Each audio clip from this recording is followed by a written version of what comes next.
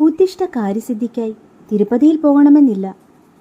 കന്നിമാസത്തിലെ ശനിയാഴ്ച ദിവസങ്ങളിൽ വീട്ടിൽ വിളക്ക് കത്തിച്ചു വെച്ച് തിരുപ്പതി വെങ്കടാചലപതിയോട് പ്രാർത്ഥിച്ചാൽ ആഗ്രഹങ്ങൾ നിറവേറും എന്നാണ് വിശ്വാസം.